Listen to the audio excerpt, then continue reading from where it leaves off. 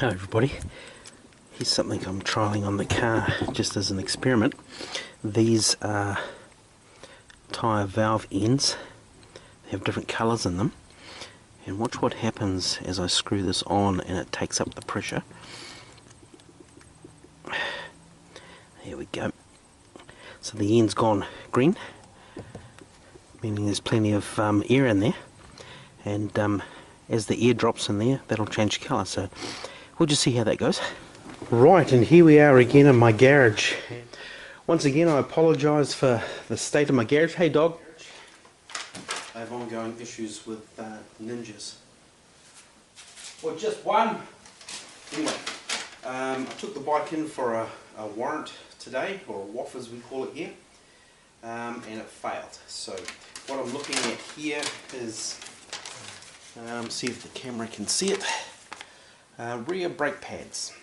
Right, so I don't know if you can see it there, but the rear brake pads are worn right down, and the rivets in there are basically metal on metal.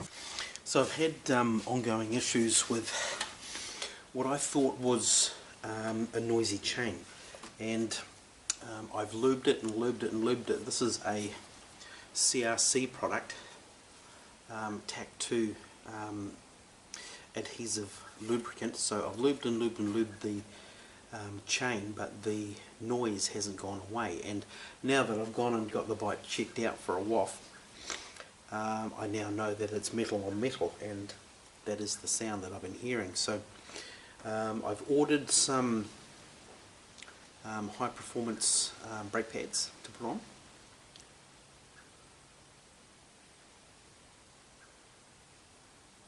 Sorry, just watching the lady next door walking down the driveway next door. And I'm aware of how that sounds, but no, we have a dog that gets out through our fence quite a bit, and there's a big hole in the fence there. So I now know that the sound is metal on metal. It's the brake pads rubbing against the disc here, and the chain is nice and lubed, so it's not that. And I've got some premium pads coming. Hi there. Hi. How are you? Yeah, I'm going to be alright. So I've got some premium grade high performance brake pads coming. They should be here overnight, so I'll go and pick those up from the guys at Q and Honda tomorrow, and I can take this back in for a recheck and get a Warrant of Fitness. So that's good. Let's get these pads off. So this is the CBR1000F service manual PDF, and all we're doing is we're taking out this pin here, and there's another bolt further back there. This is says a 13 millimeter there. I'm pretty sure the one I used was a 12 millimeter, and there's a 14 millimeter one at the back holding the caliper on. So once this pin is out, these will quite literally just drop away. So that's all we're doing. It's a keeper plate at the back, so it's just this pin we're removing, that one there, going through there, and they will just fall away. And don't be an absolute dingbat like me. Remember, righty tighty, lefty loosey. Save yourself a whole lot of bother. Loosen that off. Ooh.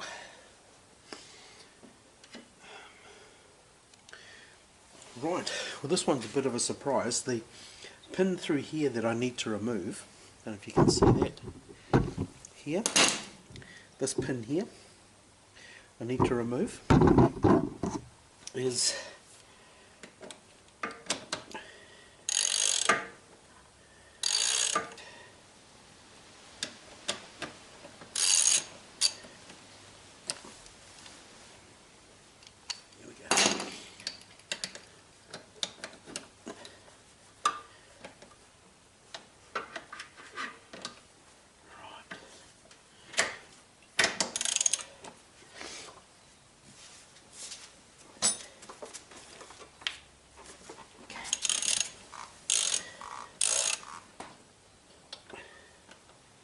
There we go.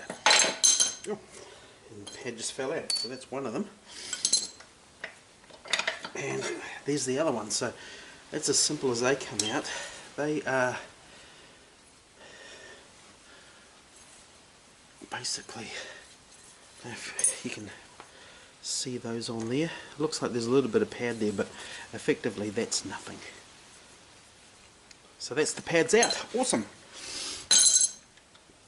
Ready to put the new ones in, which I will pick up tomorrow. They're coming from the supplier overnight, so I'll pick those up from Q and Honda tomorrow, and we can pop those in and go and have another go at the Warrant.